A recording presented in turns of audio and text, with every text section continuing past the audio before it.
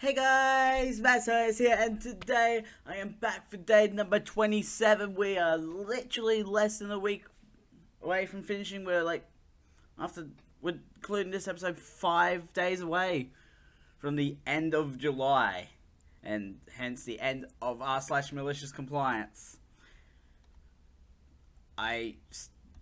This is just wild for me to think about. The fact that I'm so close to the end of this whole first month, and yet I've still got 7 more to go. Anyways, first story. Hold me back 1 year in HS over a simple gym credit. How about I go to college a year early instead? I hated gym class, not because of the physical activity. I was in hockey and football, but the fact there wasn't enough time to shower before the bell. So you stink to high heaven for the rest of the day. So I'd walk the track with all the girls. Pissed off my coaches something awful. So they flunked me in my junior year and won't let me double up my senior year, so I would have to stay back. I had already picked out my college and was accepted in tech school. Just had to finish my senior year. So I figured I could work out something with the guidance counselor and the coach. Nope. Neither would budge. Okay, I walk away thinking I'm screwed and I have to basically take one class my second semester year. Then it dawns on me, can I just start going to college now? Are there other alternatives? So I called my college admissions and college guidance counselor, explained my situation and what other options are available. Since this is a non-traditional college, no SATs, you can start without a diploma. The caveat is that you must have one or equivalent to get your diploma. The state I'm from, they don't distinguish between the two, so it wouldn't be an issue later on. So I called another meeting hoping the HS admin would change their minds. No joy, they stuck to their guns. Thinking they had me cornered, I stood up and said, well, I'm just going to have to drop out then. I can't see missing a year of college just to do gym class. The coach thinks he's all cute and you can't go to college without a diploma. I relay what the tech school admin / guidance told me of their policy on this. Faces dropped. It set into the guidance counselor that a dropout looks bad on her and the school, the small school, where the state audits. She starts backpedaling and I wasn't hearing any of it. Later on that night, the principal and vice principal called a talk. I wasn't interested.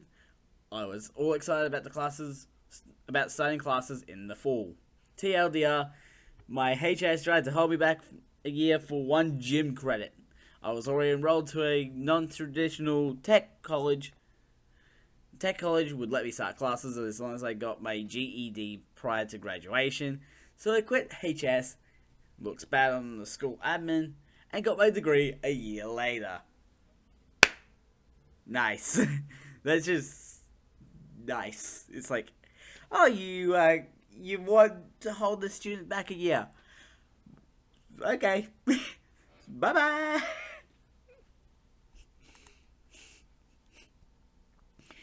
Tenant asking landlord, me, to be more professional. Of course. I am a small-time landlord with just 4 tenants.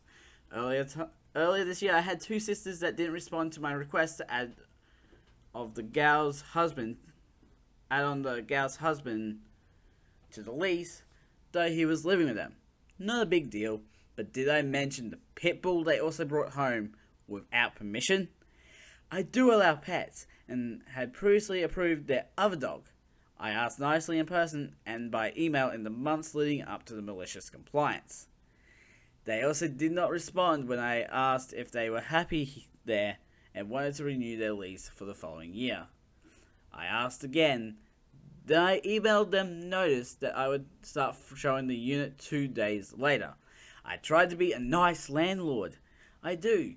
They had a newborn as well, so I scheduled all of the showings within a 2-hour window on the same night so I could be in their space as little as possible. Also, because they had not responded, and it was now serious crunch time for getting another tenant, and my spouse worked all the following 2 weeks, during evening showing hours, I had the delightful inconvenience of bringing my 2 and 6-year-old children with me to the showings. Because I'm not a corporation, I'm a small-time family landlord with kids. Try to imagine how difficult it is to conduct business meetings with 2 kids, right? Then imagine staggering showings every 15 minutes with prospective tenants who are also bringing their own kids. Just to further clutter your imagination, this is an 800 square foot 2-bedroom apartment with a cozy entryway. So I arrived with my 2 kids to find that my tenants are still home, along with the husband, the newborn, and the other sister's boyfriend. So that's 7 people in a small kitchen already. Then the prospective tenants start arriving. Husbands, wives with kids, and some showing up early, so there's 2 sets of them. That's 14 people in a small kitchen. I don't think a small kitchen can hold that many people. And I'm a mum. I have magical powers, so I'm holding my toddler. My daughter is safely under the dining table colouring, and I'm chatting with the prospective tenants and directing traffic while my actual tenants prepare to depart. If you didn't know this already, it's common practice in the US to leave the premises during real estate or apartment showings. This was their first apartment, so I actually emailed them ahead of time to let them know what is generally expected at showings, e.g. a relatively tidy apartment, and that they can leave for their own convenience. They do eventually leave after the boyfriend tells a prospective tenant that he, in fact, also lives there. And I carry on with an exhausting scheduling of showings and have my new tenants all picked out and lease signed by the next day. Awesome, right? The next night I get a voicemail from the husband, who is not my tenant. I saved it and just listed to it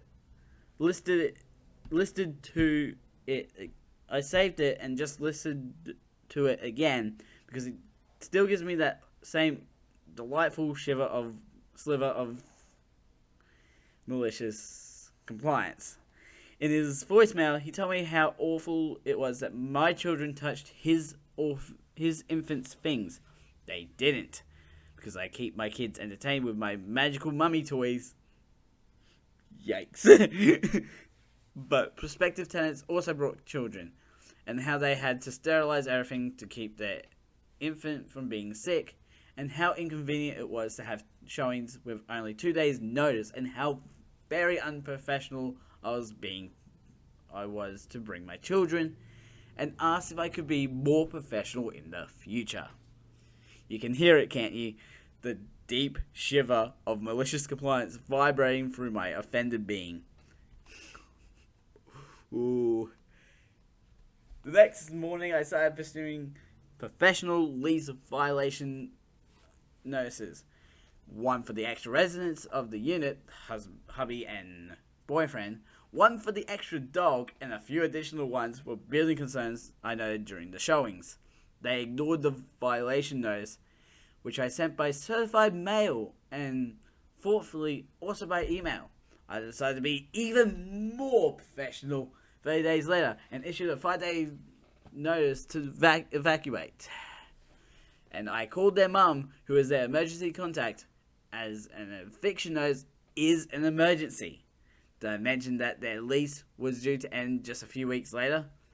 But it would be unprofessional of me to let these violations slide until then. 3 days later, they magically sent me all the information I requested. Removed the other dog, licensed the first dog, got on the required pet insurance. They moved out on their lease termination date, and skipped out on their last electric bill, and left the unit in damaged condition. Despite my professional security deposit disposition statement and request for payment, they ignored those notices until I stated that I would proceed to small claims court by X date for the total due beyond their security deposit. On X date, they replied saying they didn't think it was fair, that they should have to cover the damages to the unit or pay any more money towards their utility bill. Yep, 2 months later, they were in the lobby of the courthouse, sitting across from each other on uncomfortable waiting room benches. They're laughing amongst themselves about how they're going to get their full security deposit back.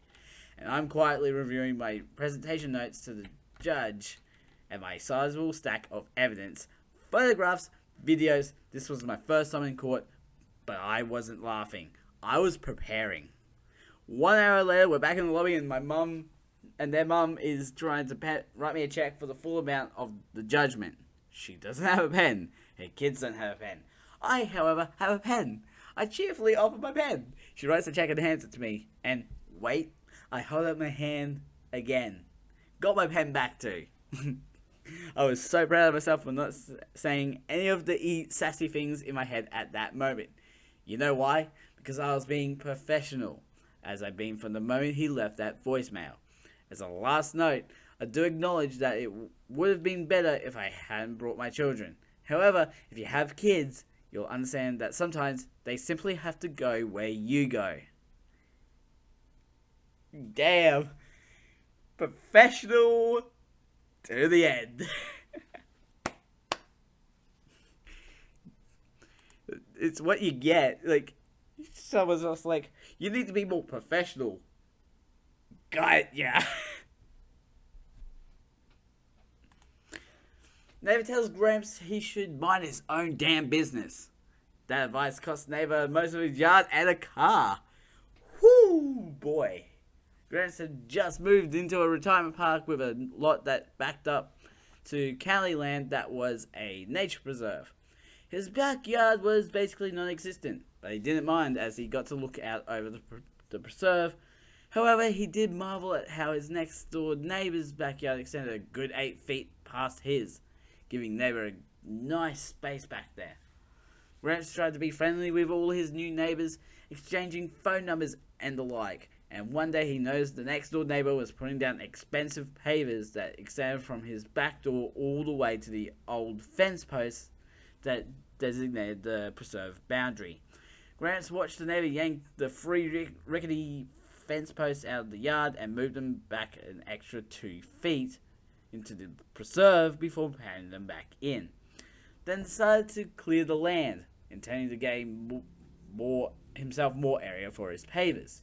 Gramps used to work for the National Park Services as a young lad, so he thought he'd better warn his neighbour of the consequences of his actions. So he heads out back for a little chat.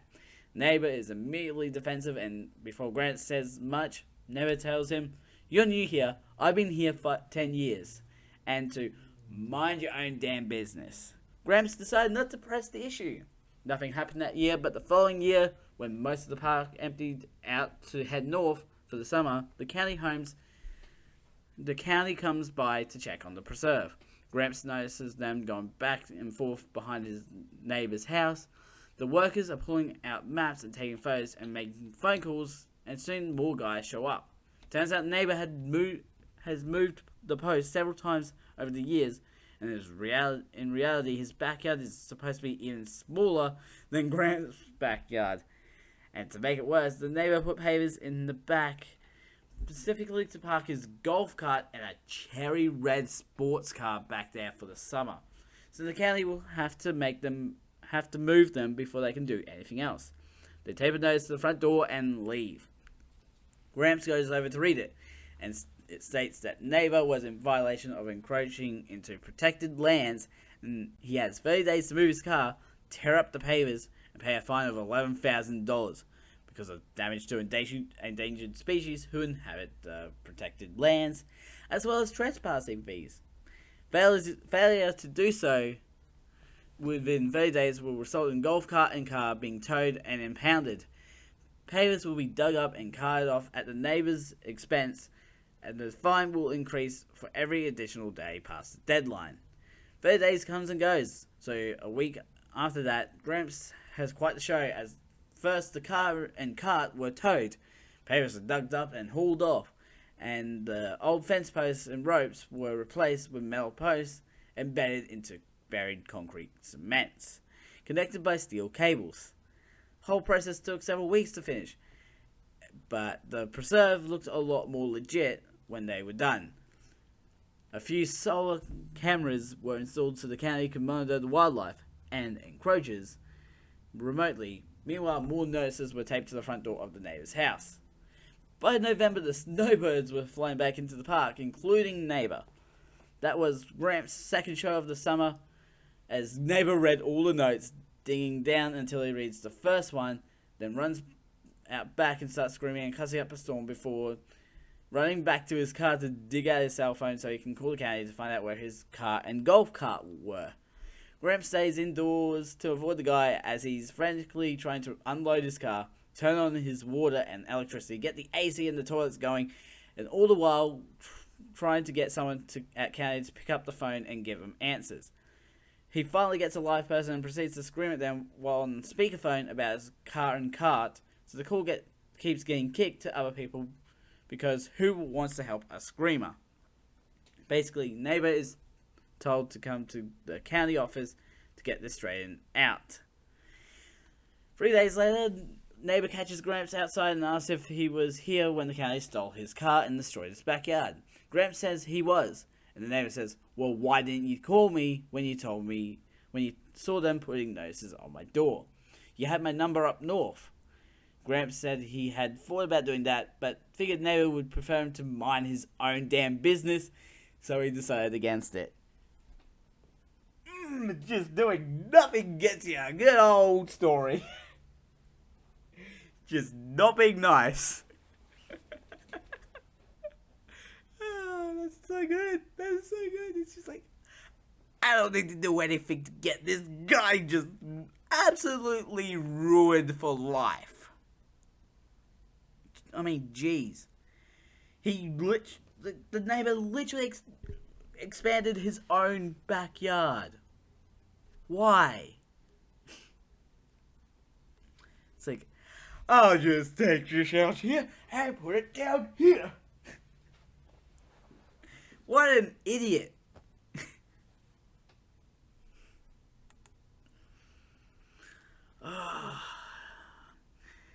And with that, I'm going to be ending this episode here. Links will be in the description to my main channel and also this channel. Also, links on the screen to the playlist in the last episode. Don't forget to subscribe and hit the notification bell so you know when the next video comes out.